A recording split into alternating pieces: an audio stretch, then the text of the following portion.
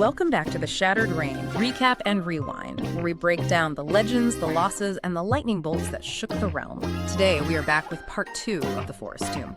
In Part 1, the rebels journeyed west from the ashes of Astonfell, guided only by a torn map and the heavy memory of all they couldn't save. Deep in an ancient, watchful jungle, they met a talking cat named Tasha and uncovered hints of a buried past, just as the storm shattered reality and cast them into Aly's forgotten origin.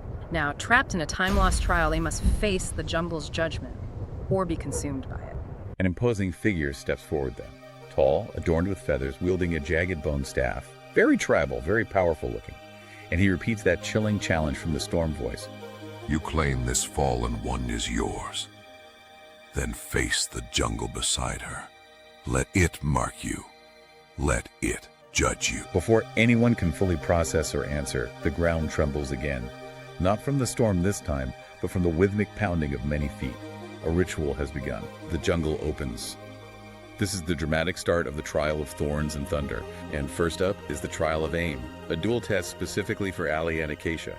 The jungle shifts again, trees arching inward, forming this silent circle of cracked stone totems. Spooky. Yeah, very ritualistic setting. The ground pulses faintly with old storm magic, and there are marks of the ancient Velzari etched into moss-covered stones, symbols of pain, protection, and duality. In the center of this eerie clearing, an ancient stone totem rises, dormant and waiting. The elder's voice echoes, a booming decree. This trial is not for blood. It is for balance, to give and take. Only then will the beast reveal itself. Acacia, with her crucial insight and quick thinking, says, we touch it together. We share the strike. When they touch the totem together, lightning arcs between them, searing down like a judgment. Each takes the pain. This isn't about individual strength or who can take more pain. It's about literally bearing each other's burdens, sharing the cost. Wow. It's a test of unity, of their willingness to endure pain together for a common purpose. From a shadowed cave nearby, the beast emerges. It's described as a panther woven from stormlight and midnight. How cool is that? Fantastic imagery. Its fur ripples with arcs of blue electricity, its eyes glowing like twin storm clouds. The elder's voice commands, Strike together or fail alone. The pressure's on. Both women raise their crossbows in perfect sync and fire, like they've practiced it. Acacia's bolt hits true, a solid hit. Aly's is a perfect strike. A lightning charge is shot straight through the beast's flank. It causes the panther to collapse, stunned but still breathing. They move in, wound it with daggers, but the narrative says the damage is shallow. Not enough. And then Acacia moves. Quiet as a whisper, she kneels before the fallen beast and with a firm, solemn motion drives her blade into its skull. The text emphasizes this. A mercy, not a triumph. Ah, that distinction is key. The beast lets out a deep, thunderous sigh and dissolves into lightning and mist. Gone. That act of mercy, not triumph, is incredibly revealing about Acacia's character, isn't it? And the true nature of this trial, it's not about brute force or conquering the beast. It's about understanding, empathy, and a deep respect, even for this magical creature. And the Velzari, who step forward afterwards with bowed heads, and the prince, who kneels and acknowledges them. He says, the storm has chosen. You stood not just as warriors, but as those who would bear the wound for others. That is strength no prophecy could name. Bearing the wound for others. The elder then presses his palm to Aly's chest, and you can visualize Stormpiercer, her bow, burning faintly down her arm, pulsing with reborn power. And then you hear the powerful, divine voice of Acacia's mother whispering, Your mercy is the wound that holds the world together. Which reinforces Acacia's unique role in this grander scheme, tying her act of mercy to something cosmically significant. So the trial cements their bond. Aly regains her connection with Stormpiercer, stronger now, and Acacia gets the Echo Shot bracers, these cool new items. Okay, next up, Nalyd faces the trial of spirit, the path not chosen. As the scene shifts around him, the other heroes fade from his view. He's now surrounded by a circle of Velzari spirits cloaked in ancestral flame. Very mystical.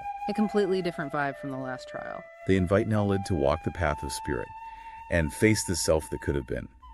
As he steps beneath this ancient sacred tree, they indicate the very air around him shifts.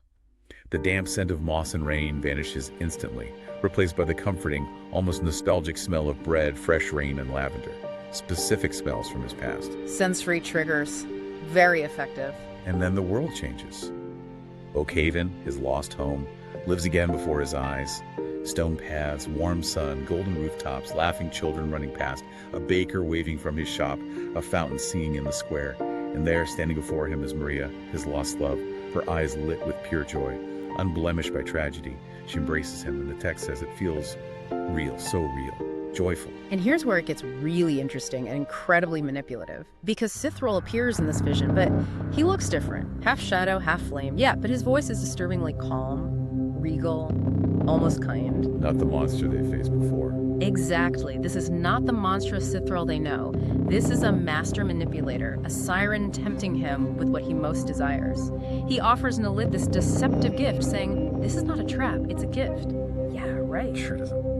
Have I shaped this for you not to torment, but to offer what the gods never could, a life unbroken, a love unlost. This is such a deeply personal, emotionally challenging temptation. It's brutal. It's not about physical combat, it's about the heart's deepest, most vulnerable desires.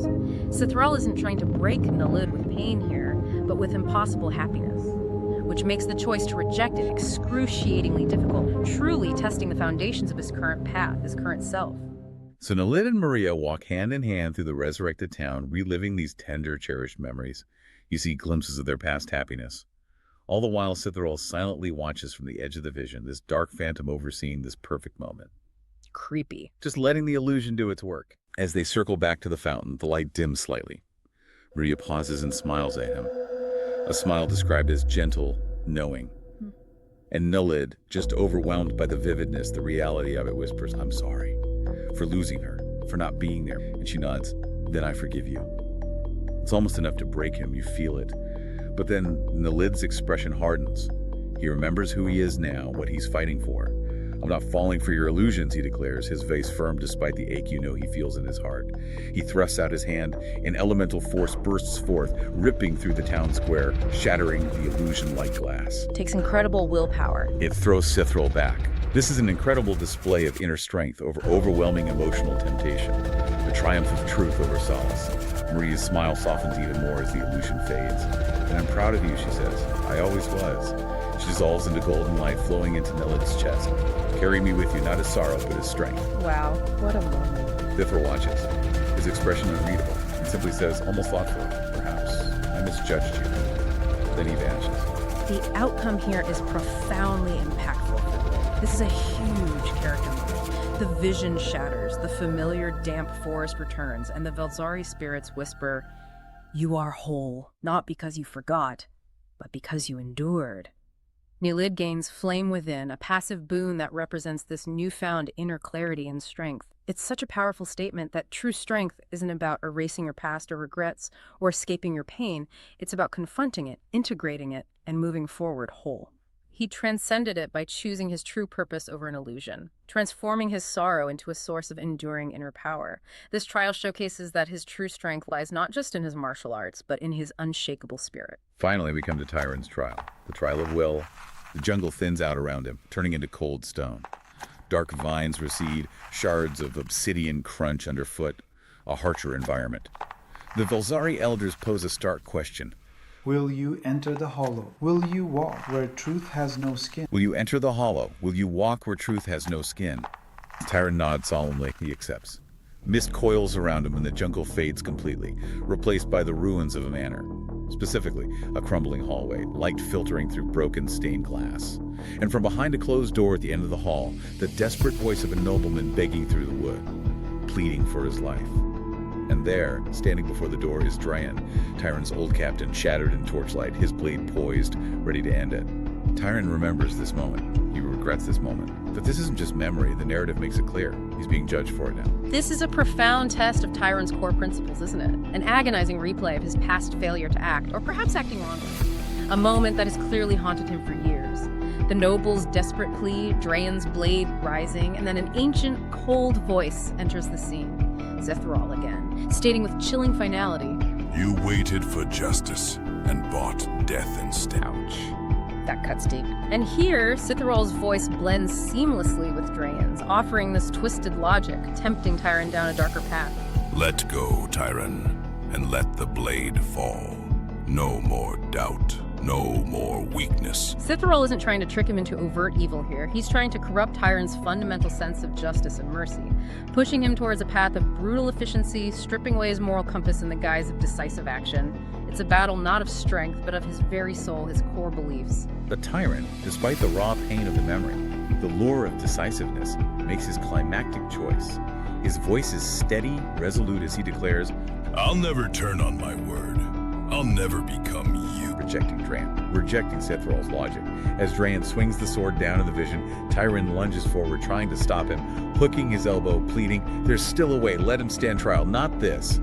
But he's not fast enough. Just like the first time, the blade falls.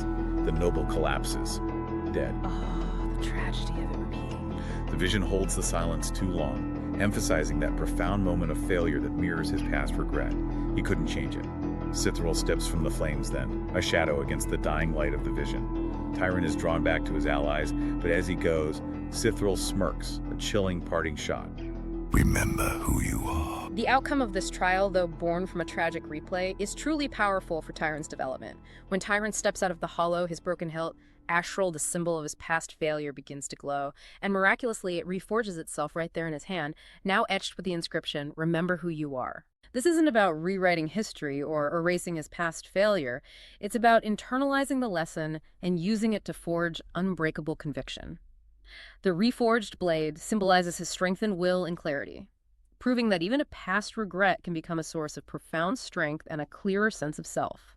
He may have failed to save the noble then, but he succeeded in saving himself from becoming the kind of person who would let that moment define him or who would stop fighting for what is right.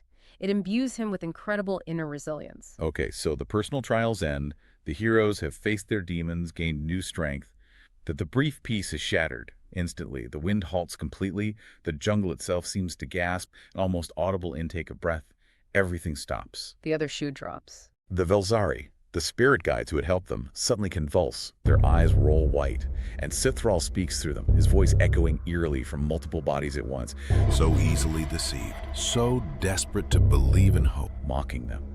He locks eyes with Acacia, his gaze burning, demanding, You carry her prison.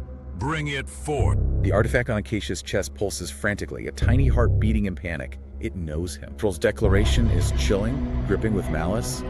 I will not allow you to open the tomb. He knows what they're trying to do. And then, from the sky, which seems to split open in raw stormlight, she steps out. Mirror Aly. The dark reflection. She's described as a reflection clad in power, with Stormpiercer bow in hand and eyes of cold, dead purpose. Terrifying. And her philosophy is just absolutely horrifying. They deserve better than half-truths and soft mercy. I will show them what power looks like. Chilling. The antithesis of Aly's journey. A version of herself that chose pure, untamed power over compassion, over connection. And now the jungle is no longer testing them. It's actively trying to bury them, turning hostile under Sythrall's influence. This is truly the dramatic climax of the chapter, and the core mechanic of this boss fight is devastatingly clever and ethically agonizing. Any damage dealt to mirror Aly to Eris also inflicted a proportionate wound on the real Aly. Oh no, that's horrible. How do you fight that? Exactly. It forces our heroes into this agonizing ethical dilemma. How could they defeat their enemy when every offensive move, every successful attack risked their friend's life? It's a test of not just their combat prowess, but their compassion, their strategic thinking, and their willingness to make impossible choices under extreme pressure. Now that they're essentially reforged from within, how will they handle these new challenges? What secrets are waiting beneath the roots? It makes you think, doesn't it? For yourself, for you listening. When you face your own kind of time-lost trials, those really difficult choices or moments of confronting your past, where do you find your strength? Is it about letting go? Is it leaning on others, sharing the burden like Aly and Acacia? Or is it like Tyren, doubling down and remembering who you are at your absolute core? Something to mull over. Like and subscribe for more chapter retellings.